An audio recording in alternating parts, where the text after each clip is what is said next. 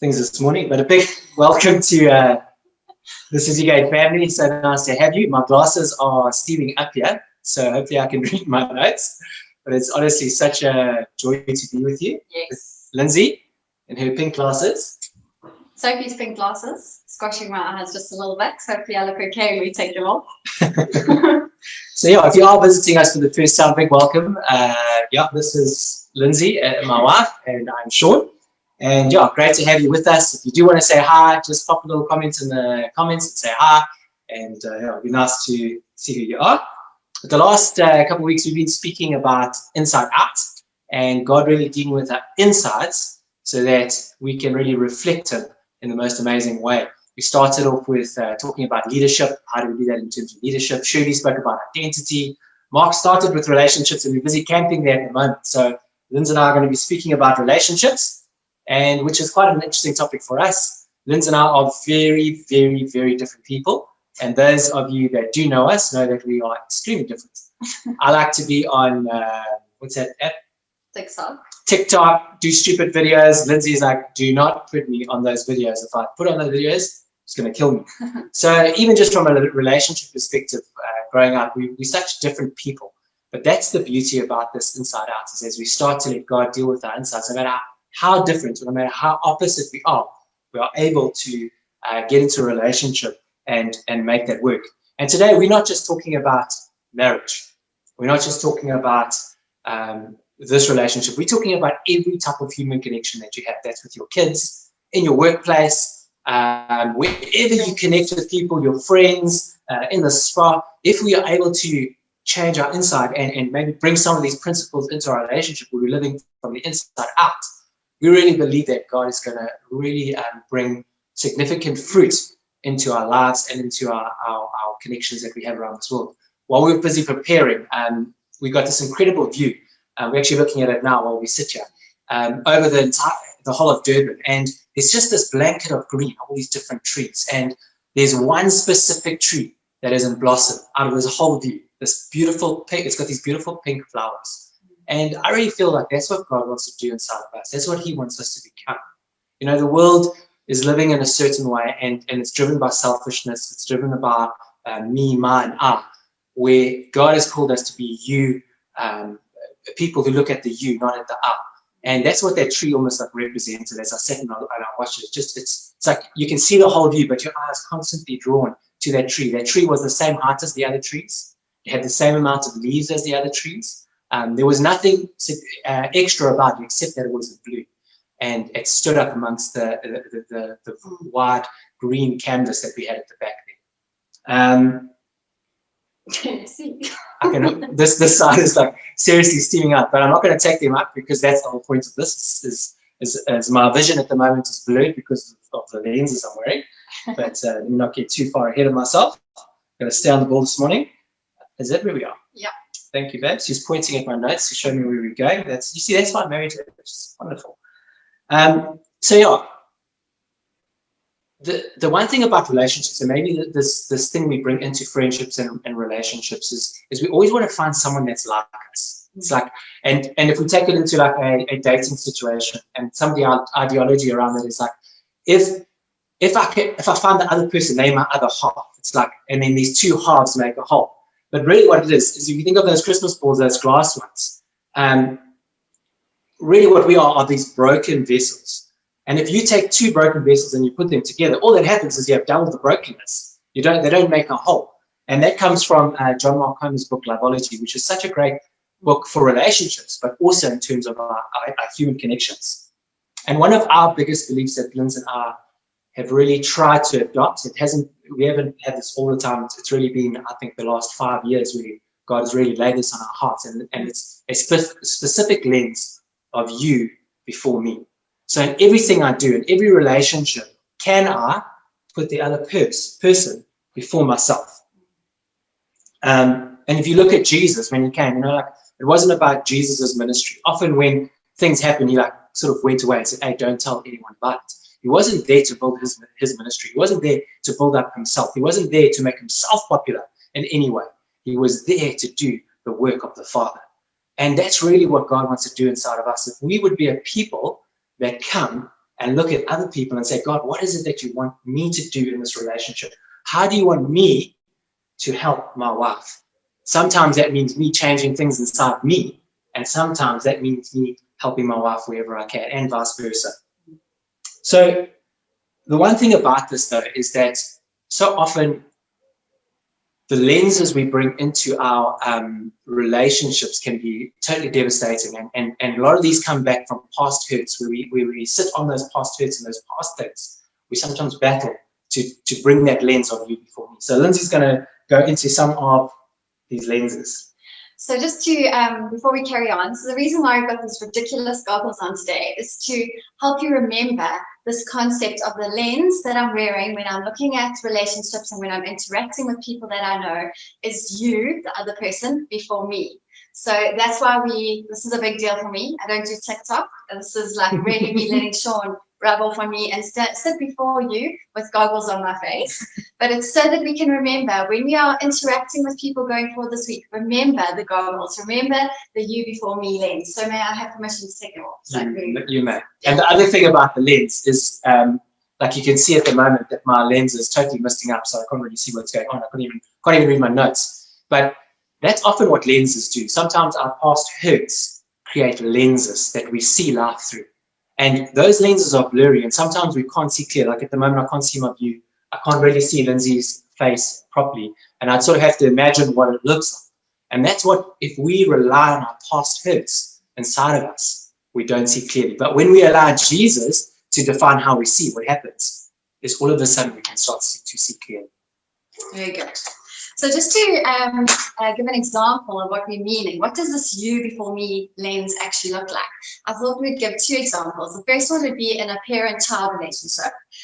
So that example would be sometimes as parents, we actually need to allow our children to fail in something. And when allowing them to fail, we are creating an environment for them to learn, to become wiser, to become stronger. So we walk alongside them in that failure. If I was wearing a different lens, a selfish lens of me before my child, I wouldn't allow them to fail. I would make sure that I did everything I could so that they wouldn't fail in that task to protect my own reputation. And this is a big one that I find myself falling into often in my parenting, is that I'm driven by productivity. I want to get things done. Let's just tick off the list. What can we do next? And sometimes I forget that actually my job as a parent is to mold my child in her or his wholeness as a whole person. And that actually it's more important for them to learn this lesson of, flip, I failed here, than me protecting my own reputation. So I can put the lens of, actually, I'm going to take a knock here. Together, my child and I are going to take this knock because I know it's better for them as a whole person. So that's just a very simple example in that kind of relationship. Just this last week, Jackie Mungavin from Anthem Church has been doing these little videos at 4 o'clock on a Monday. If you haven't seen them, definitely get onto Facebook Live on her page at 4 o'clock on a Monday. And she's just helping us who have suddenly been launched into this homeschooling environment where we're now trying to teach our children at home and work and manage this crazy life. Because she does homeschool her own 7 children, so she's giving us tips on how to do that. And this week she said something so profound for me, and she said, respect trumps productivity. And that is such a huge thing in our relationships, that mutual respect should always trump productivity. And especially in our relationship with our kids, like I've just said, so often we just want to get the things done. Let's get the thing done. Let's get the thing done to protect ourselves and our own reputations, that we forget that actually mutual respect of our child and the wholeness of who they are is more important.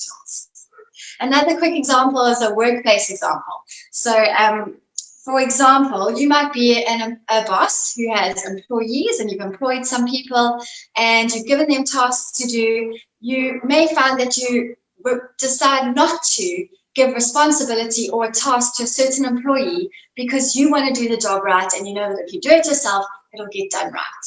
And this again is not using the you before me lens. As a boss, we want to take our employees and put them into spaces that are going to make them grow, that are going to stretch them, that are going to make them grow as a person and grow in the strength of the skills in the job that they do.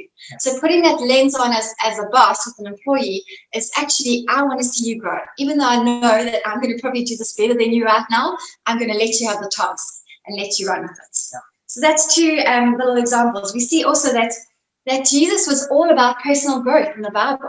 He was about putting people into space. There's so many times of so many examples that we've seen where Jesus could have done something himself, but he chose not to. He chose to put the people into those spaces so that they could learn and grow. An example of this is when Peter denied Jesus. He knew Peter was going to deny him. He could have gone in there and said, come now, Peter, this is what you're going to do. You're going to deny me. Well, he did tell him that, but he could have said, you're going to deny me.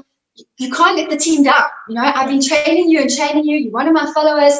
I can't have you now just go and like stab me in the back. That's not going to be good for our reputation. But instead, he allows Peter to go through that. But he walks alongside him. He helps Peter come out of that. He teaches Peter how to grow. Peter is a better person because of it afterwards. Another example I thought of was when he asked him to step onto the water out of the boat.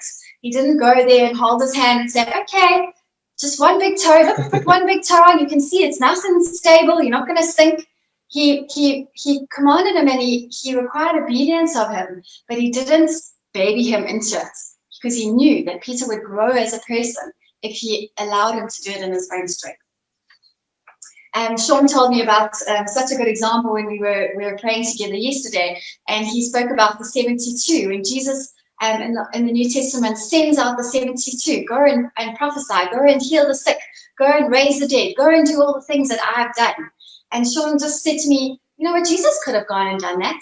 He could have gone out there and done all those things in 5 easy steps. He could have done it with the click of his fingers. But no, he sent out the 72 so that they could be trained, so that they could be equipped, so that they could grow as people and grow in confidence in Jesus and in the Spirit of God that was going to be left with them later.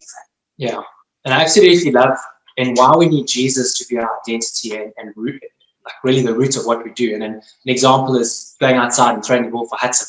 And, you know, I can throw it so hard that I get him out every single time. And part of it is I have to do that. I have to throw the ball like that because he has to learn to hit that fast ball. And maybe one day I'll do that, but the next day I come out there and I throw the ball.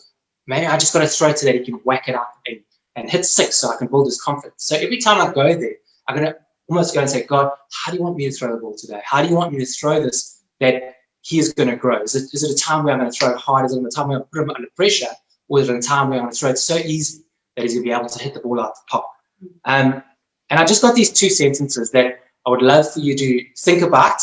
If you want to write them down, because it's going to take some mulling over, even while we were busy chatting about it yesterday, to try to express this in good language was really, really hard. And this is the best we come up with. So it goes like this, and this is the you before me lens. So what can I do for you? So what can I do, me as myself, for you? So how do I change me on the inside? And maybe it means watching the way I speak to the children or my friends, watching my language, watching my tone. How am I speaking to them, my fellow workers? So can I change that inside of me to build a healthy relationship for you? The second thing is this: how can I help you do for you? So how can I help you do for you? So how can I put people in a position of growth? So sometimes that means saying yes to things I would generally say no to because of my own personal convenience, or saying no to things that I should say yes to. Example, kid comes all the time asking for sweets. You can't always say yes because it's bad for them. Sometimes you say yes, but most of the time you're going to say no. Actually, they need this good food, and I've got to put them in a position where they grow. And that applies for every single relationship that we're in. And that's why it's so important that our identity is rooted in Christ. That our identity is saying, God, you changing me. How am I changing for the world? And God, how can I help a person change as well? So we're going to have a look at a couple different lenses that potentially cause conflict or actually stop us from becoming a you before me person. And before we dive into that, I was just thinking that Jesus is so, he is all about relationship. Relationships are key to him. We even see that in that we can't take things with us to heaven, but we can take our relationships. So often we can get distracted by finance and the things of this world that we need to survive. We put them above relationships and make them more important than relationships. But actually, relationship is key. Relationship is the thing that we should work on and spend time on and invest into the most out of all the things in our lives. And so some of these lenses that can cause us to have issues in our relationships, the first one we want to look at is, we've only got 3. So we could talk here all day. There are so many lenses that we can wear that are unhelpful in our relationships, but we decided to pick out 3. And we're just touching them very, very briefly. Yeah. And if anybody would like to ask us any questions, then please get hold of us. We'd love to chat to you. Just a reminder that we are not professionals. This is not something we've studied, but just something that we felt God take us on a journey through. And we just got a few pointers that he has given us that we have seen have really worked when we've implemented them in our lives. So the first one is the victim lens. So often in relationships, you get somebody who is or behaves or acts like or chooses to be the victim. So what is this victim? And for us, the victim lens is often a point of selfishness, because everything becomes about me. We find ourselves constantly feeling let down by others or hard done by. The person with the victim lens tells that everyone is out to get me. Nobody wants what's best for me. Nobody likes me. No one really cares about me. Every event that takes place in my life is done because someone wants to harm me or hurt me in a way. Often the person with the victim lens will say things like, well, what's the point in me doing that? It's not going to work anyway. There's going to be no change. Everything is from a negative perspective, a negative point of view. A person with a victim lens often has very high expectations of people. They require and expect a lot from others. And when those expectations are not met, then it's a woe is me kind of attitude that comes with it. And then often these high expectations are not communicated to people. So they won't say, well, actually, I expect this of you, I expect this of you. And then people don't meet the expectation because they don't know what they are. And this leads to disappointment and anger, and often to loneliness and even depression. A person with a victim lens always believes the negative.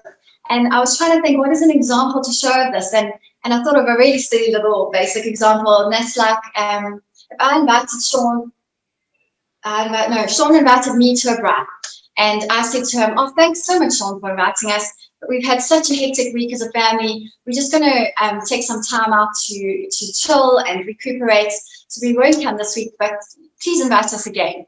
If Sean is wearing those goggles, the victim lens, his thoughts around what I have just said to him would be something like this. Oh, Lindsay and her family don't care about me. They don't have time for me. I'm not important to them. They're just making excuses. They don't want to come.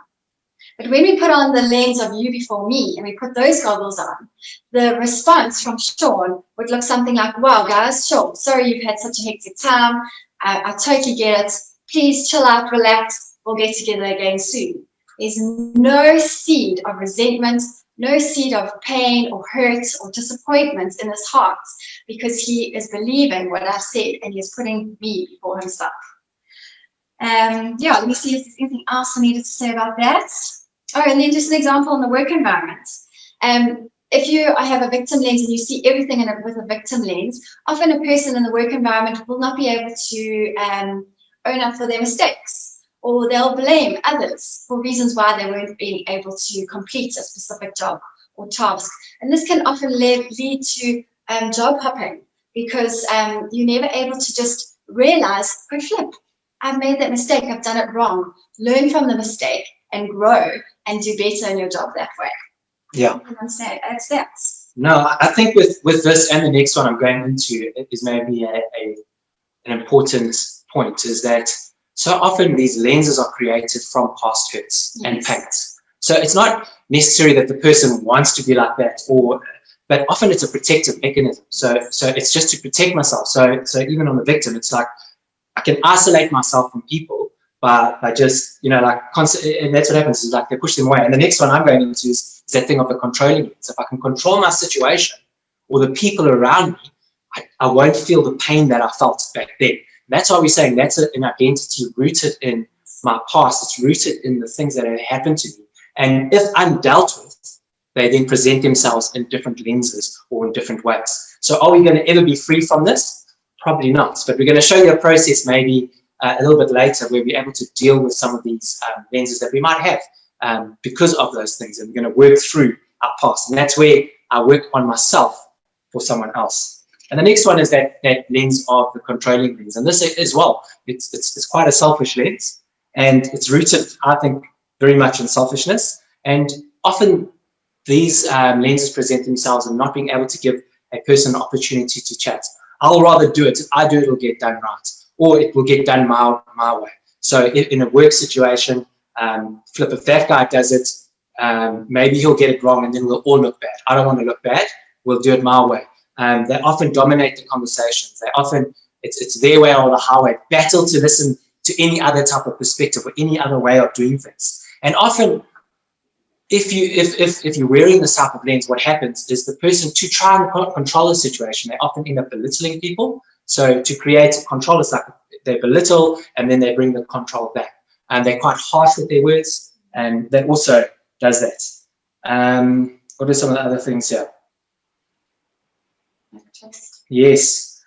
And then often what happens, so the person that has a controlling lens often feels like they lack trust on another person. So they're never trusting or very hard to trust, because until I know that I can control the situation or I can control this person by using these mechanisms, then I will be able to trust them. So just another lens that we often carry, and what it ends up doing is pushing people away from us instead of towards us. So certain people will come, and the same with the lens Lindsay was talking about. So whoever wants to hang around a person that's always complaining, that's every time you say something, you've got to watch what you say because they're going to take it a bad way. It's really hard, and living in this place of broken identity creates separation. When we live in a place of identity in Christ, it breeds and builds connection. Very good.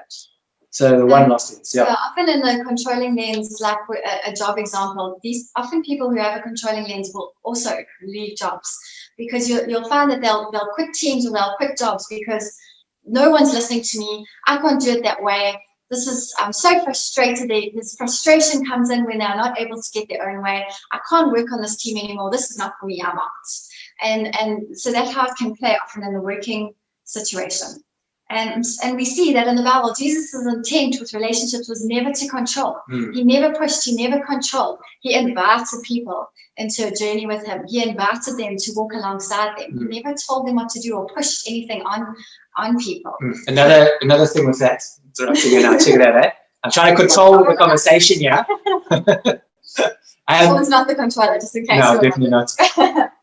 Another thing you often find, like with the controller, some of the language is always how I've got it right. So it's always, no, when I did it this way, it worked. And often speaking about themselves and their victories and how good they are and how well they've done in their workplace. And that's often a sign of insecurity or leaning on their brokenness. You'll find too that we can wear different lenses in different relationships. Yeah. So I might wear, for example, I'll give an example. A working mom might have a very controlling boss when she goes to work. She is definitely not controlling. The boss is controlling her. When she comes home, she then takes what's happened to her at work and puts it onto her family and becomes a controller in her family. So it's important to realize that it's not just that, oh, this is the lens I've got and Flip, I wear it all the time. Sometimes it can be different in different relationships. Yeah. We need to hurry up. Sorry. Yeah. So the last lens we're going to look at today is the people pleaser lens. And this is the person that is working so hard at making sure that everybody is happy with them, that they're fulfilling everybody's needs. They don't know how to say no, so they're running around for this person and that person, working themselves haggard. When one person says, do you believe this is blue? They say yes. And when the other person says, do you believe it's blue? They say no, just to keep everybody happy. This kind of person avoids conflict at all costs. I don't want to have an argument, so let me just be who you want me to be. And there are a few issues that come up with this lens. And the first one is that often you can take on too much and you aren't able to live up to your promises. So to Sean, you say, yes, I'll be there at 8. And then to Lindsay, you're saying, yes, I'll be there at 8. And oh, Flip, how am I going to be at both places at 8? You're going to let somebody down. The second thing about this is that often your standards land up looking different because you've said you one thing to one person and you said you something else to another. And then people feel that they can't trust you because you're not standing on a truth or a value that you believe in. You also never end up helping other people grow. So often, Mark even talked about it last week, about how iron sharpens iron. We are there to help each other grow. We bring out the worst in each other sometimes so that we can learn from that and not be it anymore. And if you're just constantly pleasing someone the whole time, you're not able to be that iron sharpening them, saying, oh, maybe you should look at this in your life.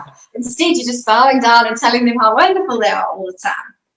Sean used the example of children crying for sweets, like, let me just not have conflict with my child. Let me just keep them happy. If they want sweets, I'll just give them sweets all the time. And the other thing that happens when we're people pleasers is that we get overwhelmed. We get confused. I can't remember who I am because I'm just everything to everybody. And we lack conviction. Yeah. And then when we lack conviction, this leads to being burnt out. And often people pleasers are burnt out. And then they just want to tap out of relationships. I just can't do this anymore. It's so hard. And then they'll often just disappear and you won't hear from them again because they're tired. They can't keep up with it any longer.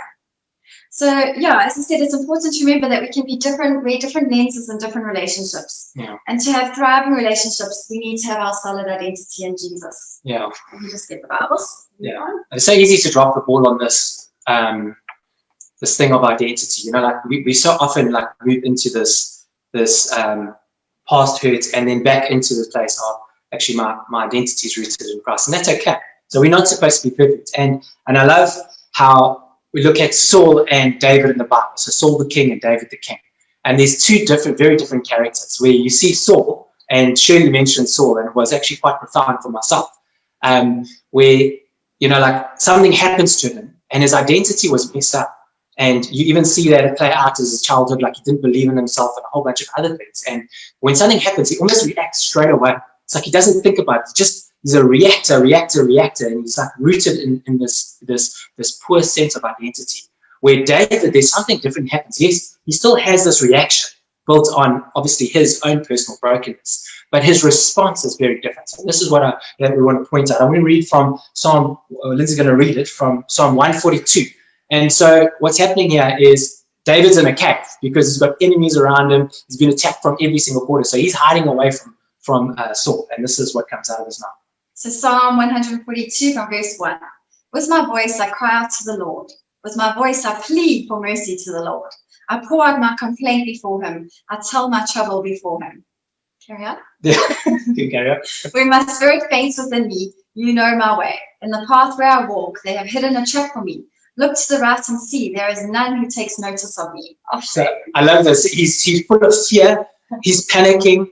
Everyone's out to get me. He's whining. He's complaining. He's doing what we do as humans. But what does he do? He's directing that at the one who shapes his identity, God. Yes. And he starts sharing this real stuff that's going on inside of him. No refuge remains to me, and no one cares for my soul.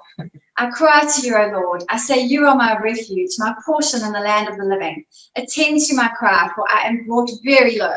Deliver me from persecutors, for they are too strong for me. Bring me out of prison, that I may give thanks to your name. The righteous will surround me, for you will deal bountifully with me. Absolutely love that. So you see how right at the end there, he starts seeing through the lens of Jesus. Like, actually, the righteous are going to be all around me. I'm going to land in plentifulness as I keep my eyes focused on you. Yes, he was feeling all these feelings that all of us go through. And we had some really real discussions this week about lots of people at the moment feeling incredibly burnt out by our situation, which is okay. It's okay to feel that way. It's okay to feel burnt out. It's okay to feel tired. But the most important thing is that we come to God and we bring our troubles to him. So often what happens is we do the opposite. I bring my woes and my troubles and I spew them all over my relationships. So I'll complain, and wah. This person's like, flip. All this person ever does is complain. When actually our job is to take our complaints to God and we wrestle it with him. Do we share with one another? Absolutely. Yes, we do. And do we sometimes share our complaints? Yes, we do.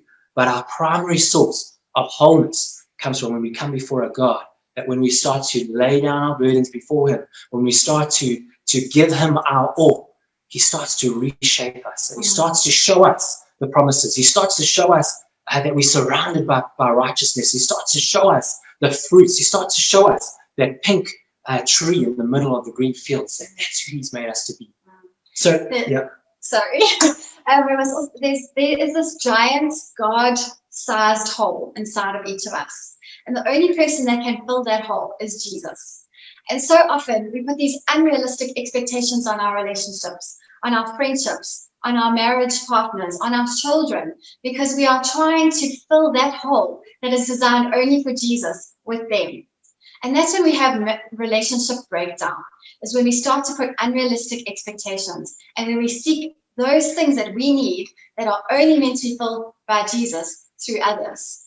And I've seen it before in my own life where I've been in a desperate space and I've shared it with a friend, and she has been an amazing comfort and brought amazing wisdom to my life, but I still feel that I'm not satisfied until I've gone to Jesus, until I've gone to him and said, this is what's happening with me, like we see David does in that scripture. Woe is me, everyone is against me, Lord, I need you. Cry out to him, lie on the floor, snot, tears, the whole thing. And when he comes and puts his hand into that space that is only designed for him, all of a sudden I'm whole. And guess what? My relationships are easier and better for it afterwards. Yeah. Ooh, we better hurry up. Yeah, we better hurry up. We're just gonna do a couple practical tips on. So we see this stuff inside of us. I'm saying, look, as we've been speaking, maybe I'm the controller, or maybe I'm the victim, or maybe I'm that guy who just always wants to please people. There are some other ones which we haven't mentioned today, but those are some of the main ones that do stick out. So here we're just going to go through a couple points of maybe how we deal with this stuff. Yes. So just a few points on or keys to healthy relationships. And before we go there, sorry, Sean's going to kill me. I just wanted to say that if you do not know Jesus, if you haven't given your heart to Jesus, if you feel that giant space, gaping hole inside your heart, and nothing is able to fill it, nothing is able to satisfy it, all you have to do is ask him to come and fill that space. All you have to do is pray a prayer and say, Lord, I want you to be my savior. I've got this gaping hole inside of me. Please come and fill it.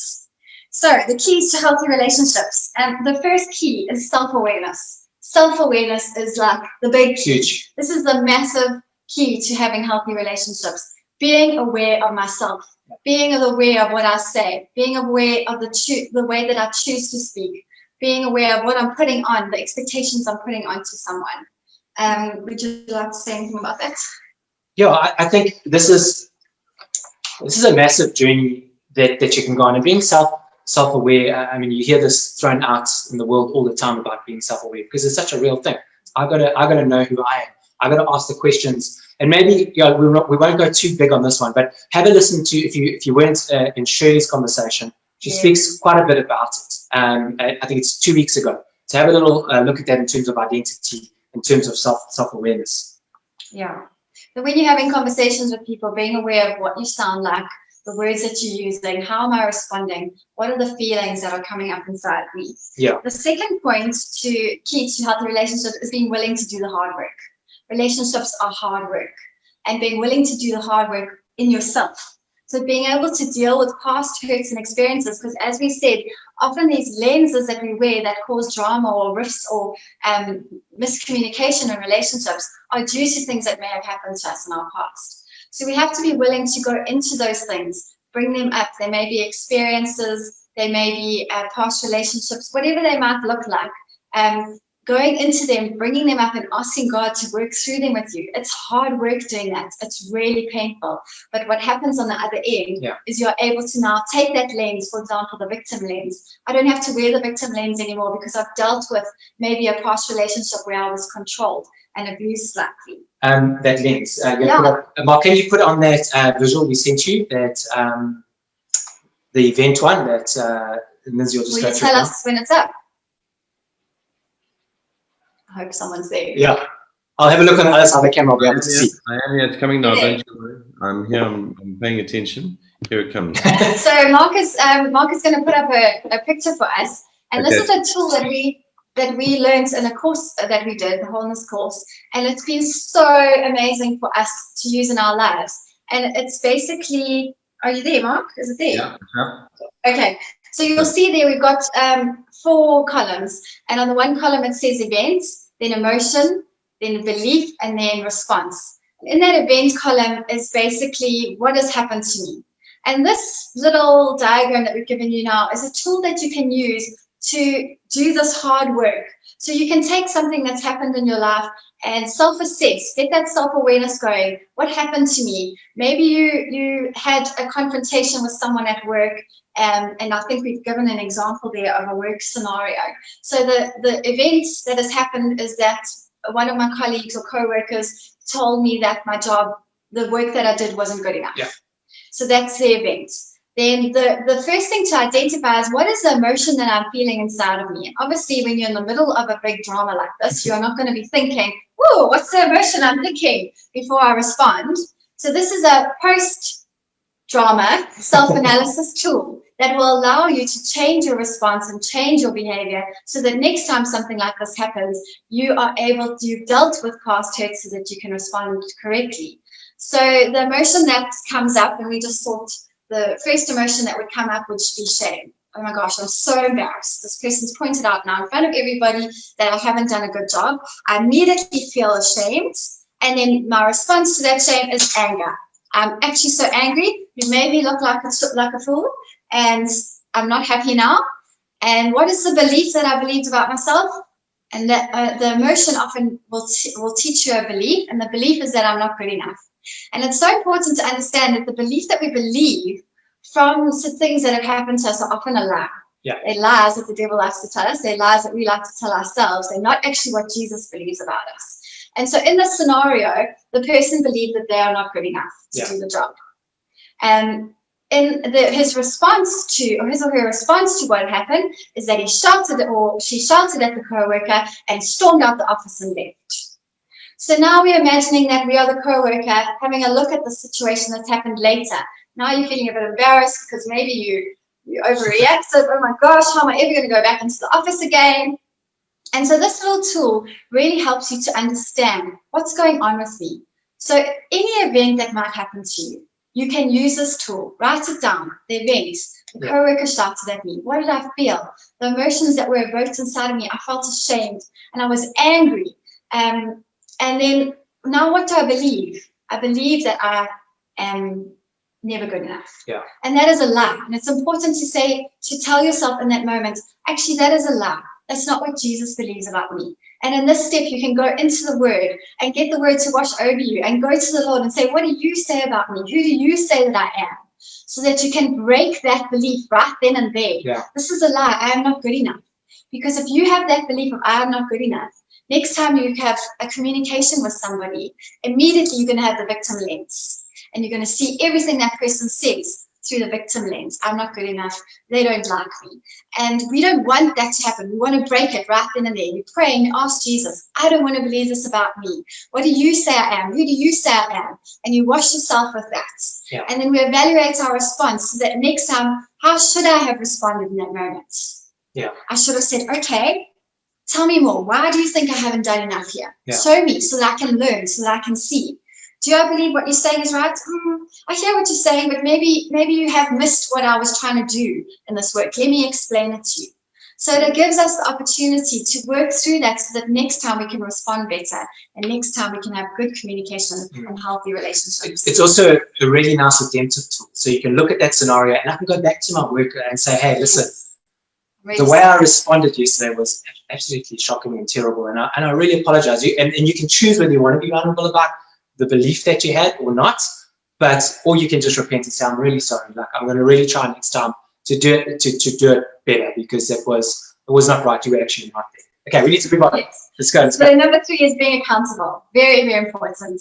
Find somebody that you trust, somebody who loves the Lord and who loves you, who wants what's best for you, and allow them to speak into your life. Allow them to show you the things in your back that you can't see. And make sure that when you go there, you're prepared, so that you know that what they're going to say is something you need to pray into and ask God about. But be accountable with your life. And then number 4 is endeavor to understand the what and the why behind the who. That sounds like a lot of W's. Yeah. But make sure that when you are in relationships, that you're understanding what and why someone responds the way they are. So what is Sean's past history? How has he grown up? What are the things that have happened to him, his experiences? why might he be behaving with me in our relationship now through a victim lens? And being able to be gracious with each other because we understand the things that they've gone through and the reason why they might be responding with the way that they do. Yeah. Does that make sense? Good. And then the last one is learn to respond rather than react. That's such a big one. We often just respond on the moment, but if we can slow it down, take a step back, have a code word, whatever it is, and rather respond to a moment than react to that moment, it will really go a long way. And that tool that Lindsay gave you earlier is a nice way to self-assess, to then later try respond rather than react to any situation that you might have. And then just while we were praying for today, there were two things that I felt God say. And the first thing he said, clear as day, and I even said, Sean, this is weird, I don't understand, but God said, let my people go. I heard it as clear as day, and I said, Sean, oh, God just said, let my people go. And then we started chatting about where that comes from in the Bible, the Israelites being captive and being in slavery. And we felt that today, God wants to say, let my people go, that we don't need to be enslaved to incorrect lenses. We don't need to be enslaved to poor relationships and communication, that he wants to set us free. We do not need to be slaves to our past experiences. We do not need to allow those things to create incorrect lenses for how we deal with relationships now. We do not need to be enslaved or imprisoned by difficult relationships. He wants to set us free in that area. I also then heard him say, also as clear as day after that, he said, the truth will set you free. And this is so key in relationships. The truth will set you free. And I just felt that maybe today's chat, our little chat together, might ignite some conversations that we need to have with people in our lives. Conversations where we need to be truthful, where we need to be honest about where we're at, where we maybe need to be honest about things we might have done or said. Maybe we need to ask for forgiveness and repent. But that the truth is going to set us free in our relationships. And that God wants us not to be enslaved, but for his people to be let go. God set free. Yeah. Awesome. Thank you. Mark, back to you. Well done, Reed. Well done indeed. I'm going to take the spotlight off. I was spotlighting you. Stop spotlight. Okay, so I'm back here. How well done. You know, guys, just thinking through then this beautiful word. You can hear me. Can you hear me good? Yeah, perfect. You know, obviously in Inside Out, what we're trying to get people, you know, we want to get, as you said up front, we want Jesus to come out of us. And a massive part of this is dealing with our ability to relate to people. And as you were talking, I was thinking to myself, you know, we've got this great news to share with the world, and this is the reason we want to deal with our ability to relate to people. But I was actually thinking to myself, arguably the greatest testimony we have is this exact issue, is our ability to relate to others, is actually dealing with our lenses. In fact, the fact that we're not playing victims anymore, the fact that we are not people pleasers anymore, the fact that we're not wanting to control others or be controlled by others, and to respond rather than react, that in itself actually becomes probably arguably one of our greatest testimonies to the world. Because that's why we're doing this, eh? Yeah. And yeah, it's such an important thing. Like, I think one of my favorite scriptures, you know, one of the greatest commandments is first love God and then love others, you know, in that order. So firstly, we find Jesus in us and we love him with all our hearts. But secondly, we are corrupted by selfishness in this world. You know, it's all about me. If we can deal with that thing of selfishness, and we can take our eyes off ourselves, we throw ourselves down and we say, I'm all about other people. I'm all about that person. I'm going to do everything in me to be about that person. Honestly, it goes well with you as well. It honestly goes well with you. But it's that selfish lens which just totally corrupts us. Yeah. I felt, you know, in your marriage course, and guys, if you want to tell your friends to get onto a great marriage course, we've got those resources available. Sean and Lindsay have done an amazing marriage course, and this is also, again, fundamental. But one of the graces they carried in that was this, you know, what God gives us. He gives us gifts, apostolic gifts that actually do something in us to help us in our ability to relate to God and others. And one of the things that I really felt they helped with in that course was just simply this faith to actually care about another person rather than yourself. I mean, that's just, it's a massive to actually stop thinking about yourself and start thinking about others. I wonder if you could comment on this just again as I was listening to you. Maybe you guys can help the guys as we comment on this. You know, it's a spiritual principle that we don't wait until we are perfect before we go and do anything. And I think this is something we get tripped up with all the time, is before we even try and venture anything new, maybe, and I'm thinking on many different fronts. I mean, I remember getting baptized and saying, but I wanted my life to be perfect before I got baptized. And actually God said, no, just get baptized. And in that process, in that messy process of you just responding in faith, that's when healing comes. And I think it's the same with, this relationships. We're wanting people to get out and to get, to actually start loving other people and relating to other people. But they say, yeah, but I'm still feeling this. I'm still feeling that. I don't feel I'm perfect. But actually, that's the point. Isn't that the point? That actually Christ has made us perfect. Mm. And as we go and do that, we then find the healing and find the grace. Maybe you can share a bit about that. I think that's very often our vulnerability is a massive testimony to people. Yeah. So as Christians, we are not living perfect. We don't get saved and we're perfect and we're never going to make a mistake again. We walk a journey with God where he's constantly shaping and molding us to look more like him. And our relationships come alongside us to just add a bit of fuel to the fire so that we can bring out those ugliness inside of us.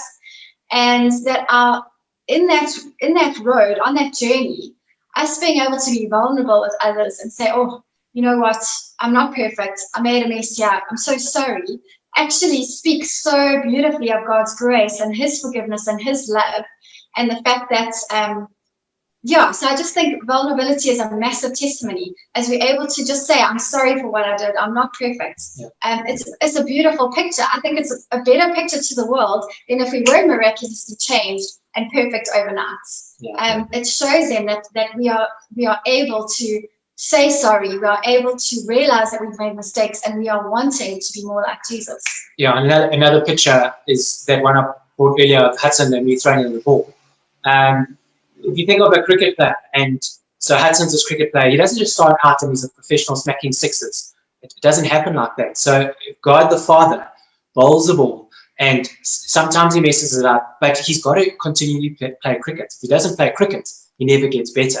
So often we look at the end product of like whoever it might be, your favorite cricket player, and we think we need to be like that. But we forget about the journey that they've taken to get there. And the reality is even those great cricket players still mess up. Mm. You got one run to go and they get bowled out. It's like, how embarrassing. But it doesn't change our love towards them, or they're still our heroes even though they get it wrong. But the trick is to go out there and play. Yeah, I think that's such a good point. And it doesn't stop. I mean, what are we 20, 25 years down the line and you're still becoming increasingly free, and I think, again, it's like you said, the truth sets you free. And I think we need to be, one of our greatest testimonies, being free from ourselves and our issues. And that becomes this grace over us that really speaks to a world that wants the same thing and needs it.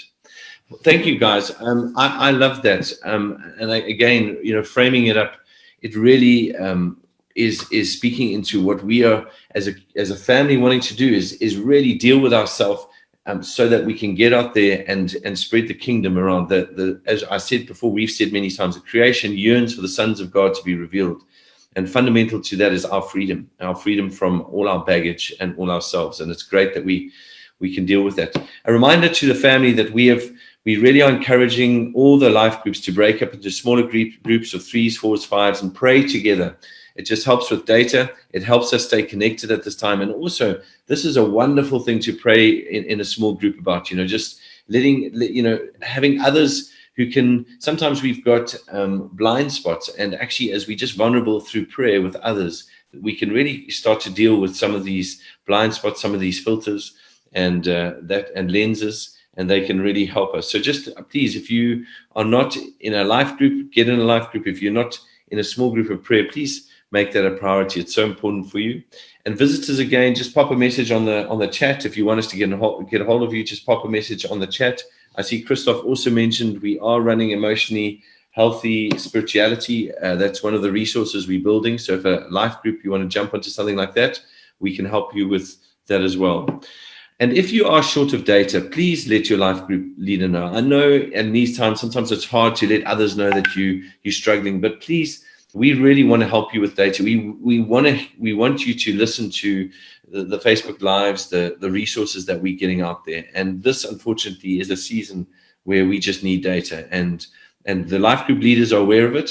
And we as a church leadership are aware of it. And we really want to help where we can. So please let us know. Sean Lins, I think that's wonderful. I don't know if you've got any parting shots before you go and have a relax. We're all in green. Isn't that amazing? Sean, is that green you've got on there? Yeah. Lindsay, she dressed me. Yeah. And Mark, well done for juggling all those balls this morning. Very good. Very impressive. The balls, I couldn't minimize my screen. I did think my heart rate did go right above 140 mark when I thought I'd actually stop the whole video. And then my WhatsApp messages were coming on the screen, but they actually weren't. They were going on the other computer screen, which Nikki was looking at. Well done, Mark. Yeah, we trying, and we're getting out there. And it was beautiful. And thank you guys for that message. It was beautiful. Really was powerful. Thank you so much. Yeah. City Gates. Bye. Yeah. Bye, Sean. Bye, Lins. Father, we thank you for this time. We thank you for your grace. We thank you for your mercy over our amazing family. And we just ask you to bless our life groups, bless everyone that calls this City Gate family. And guys, we'll catch up with you next week, Sunday Live. And we will no doubt see you and the life group guys will be meeting in their different groups over Zoom or however they choose, and we will be in touch. Lots of love. Cheers.